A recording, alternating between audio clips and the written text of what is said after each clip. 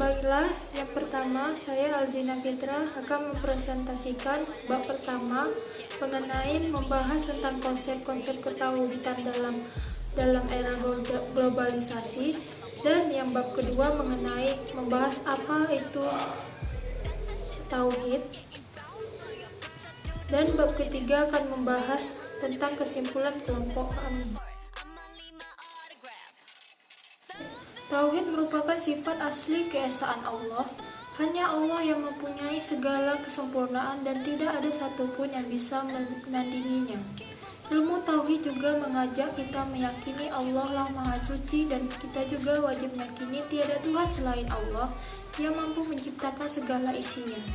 Jadi seperti yang kita pelajari, bahwa tauhid merupakan ilmu pengetahuan yang meyakini bahwa itu satu dan sifat keesaan. Kita wajib mempercayai bahwa tiada Tuhan selain Allah dengan kesempurnaan yang Ia miliki. Jika kita mengakui dan menerapkan keesaan, kesempurnaan Allah, maka Ia akan meyakini apa yang Rasul dan Nabi ajarkan, karena ajaran Nabi itu benar adanya dan berasal dari Allah. Ilmu tauhid juga disebut sebagai ushuf atau dasar agama atau ilmu akidah, yang artinya ilmu menjadi bekal pedoman bagi seluruh umat Islam dalam melakukan kewajibannya sebagai umat beragama. Macam-macam tauhid. Yang pertama yaitu tauhid rububiyah. Tauhid rububiyah yaitu keyakinan Allah Subhanahu wa taala sebagai satu-satunya yang menciptakan bumi dan langit beserta isinya. Hanya Allah lah yang mampu menggerakkan rezeki, menggerakkan matahari dan bulan, mendatangkan badai serta hujan, dan apapun yang terjadi pada alam semesta ini atas kehendaknya. Yang kedua, tauhid uluhiyah dapat diartikan sebagai tauhid ibadah. Maksudnya adalah mengesahkan Allah dalam hal ibadah, dan hanya Allah lah yang satu-satunya berhak untuk diibadahi. Yang ketiga, yaitu tauhid al-asma wa sifat. Dalam kitab Syarh Tasatil Ushul Tauhid al-asma wa sifat, tauhid dengan menetapkan nama dan sifat Allah sesuai dengan yang sudah Allah tetapkan bagi dirinya, dan menafikan nama dan sifat yang Allah nafikan dari dirinya, dan tanpa tahrif, tanpa tahtil, dan tanpa takyif. Kata syirik berasal dari syirka, berarti mencampurkan dua atau lebih benda.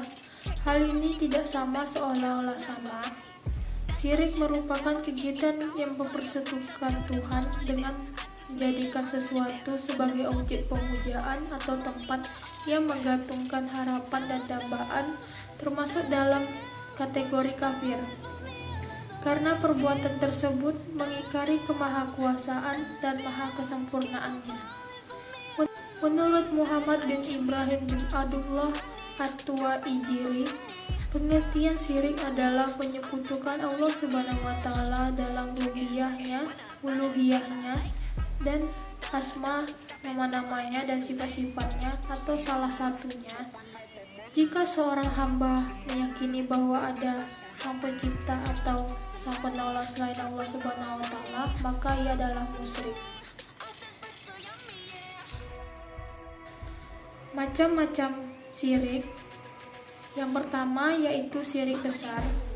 Syirik besar merupakan sebuah perbuatan seseorang ini menunjukkan sikap menyekutukan Allah Subhanahu wa taala.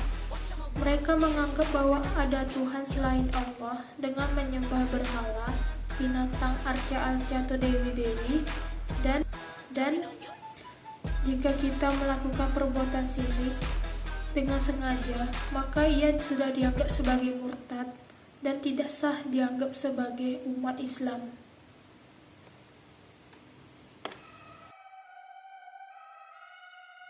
Dua, syirik kecil. Syirik kecil juga dikenal dengan sebutan syirik tersembunyi karena seseorang seringkali tidak sadar sudah melakukan perbuatan tersebut.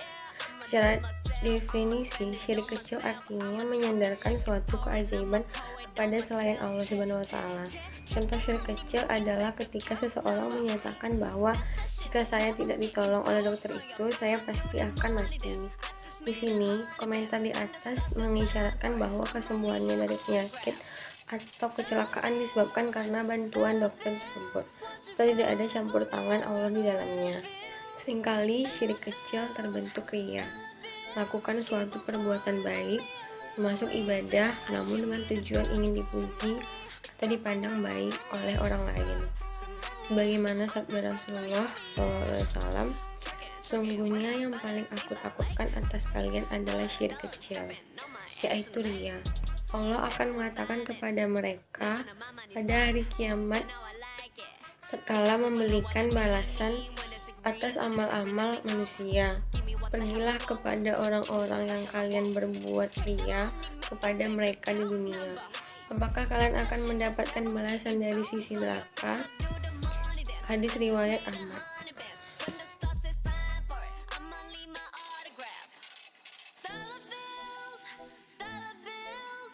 Bahaya syirik dalam kehidupan.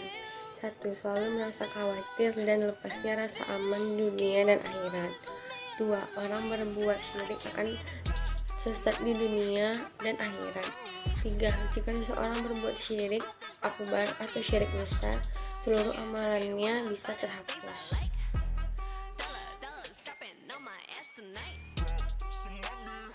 Kesimpulan. Dari uraian di atas dapat ditarik kesimpulan sebagai berikut. Tauhid Arab adalah konsep dalam akidah Islam yang menyatakan keesaan Allah. Tauhid diambil dari kata wahada, wahidu, tauhidan yang artinya mengesahkan. Satu suku kata dengan kata wahid yang berarti satu atau kata ahad yang berarti esa. Dalam ajaran Islam, tauhid itu berarti keyakinan akan keesaan Allah. Kalimat tauhid ialah kalimat la ilaha illallah yang berarti tidak ada Tuhan melainkan Allah. Al-Baqarah 193 Muhammad 19. Tauhid merupakan inti dan dasar dari seluruh tata nilai dan norma Islam, sehingga karenanya Islam dikenal sebagai agama tauhid, yaitu agama yang mengesahkan Tuhan. 2. Dalam Al-Quran, pembatalan keislaman seseorang yang paling besar adalah syirik kepada Allah Subhanahu wa Ta'ala. Oleh karena itu, kita temukan dalam Al-Quran Allah Subhanahu wa Ta'ala mengingatkan kita agar menjauhkan syirik. Orang-orang yang melakukan syirik dan akibat yang mereka rasakan dalam banyak ayat. Lafaz syirik dan bentukannya disebutkan berulang-ulang lebih dari 160 kali. Demikian juga dalam sunnah kita temukan sangat banyak hadis Rasulullah Shallallahu Alaihi Wasallam yang menjelaskan bahayanya.